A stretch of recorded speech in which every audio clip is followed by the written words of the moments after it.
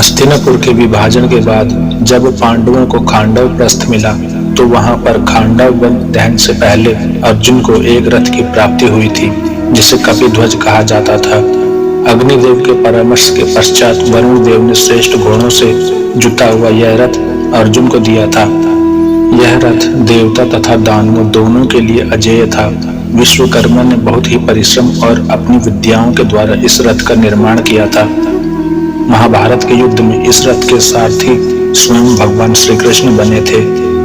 इसी रथ के सहयोग से अर्जुन ने कुरुक्षेत्र के युद्ध में जो पराक्रम दिखाया था उसे संसार जानता है।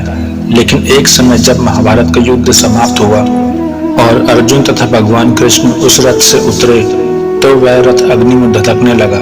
इसका क्या रहस्य था? पांडवों ने युद्ध के अंतिम दिन जब विजय प्राप्त की तो सभी प्रमुख योद्धाओं ने अपने अपने शंख बजाए। भगवान कृष्ण ने पांचजन्य और अर्जुन ने देवदत्त नामक शंख बजाया।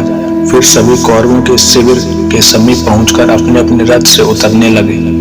भगवान श्री कृष्ण ने अर्जुन को रोकते हुए कहा, हे वीर अर्जुन, पहले तुम इस रथ से अपने अस्त्र शस्त्र सहित नीचे उतर जाओ, मैं बाद में उतरूंगा।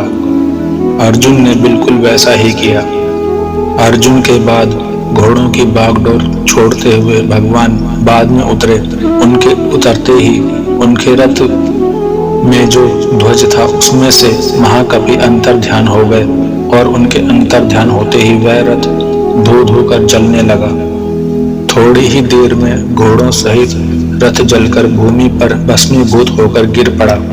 यह देखकर पांडव और उनके सभी प्रमुख सहायक योद्धा आश्चर्य में डूब गए। अर्जुन ने प्रेम पूर्वक भगवान कृष्ण को प्रणाम करके पूछा, हे गोविंद, अकस्मात यह रथ कैसे जल उठा? भगवान कृपया इस रहस्य को उजागर कीजिए। श्री कृष्ण मुस्कुराते हुए बोले, यह रथ पहले ही कौरव योद्धाओं द्वारा किए गए दिव्यास्त्रों के प्रयोग से जल चुका था। केवल मेरे बैठे रहने के कारण ही यह रथ धरती पर न गिर सका।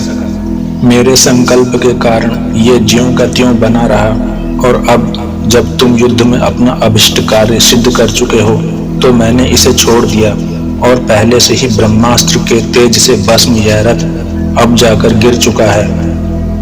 अर्थात कौरव सेना के योद्धाओं द्वारा किए गए ब्रह्मास्त्र के प्रयोग से वह रथ पहले ही जल चुका था। केवल भगवान कृष्ण के संकल्प के कारण ही वह स्थिर दिखाई दे रहा था।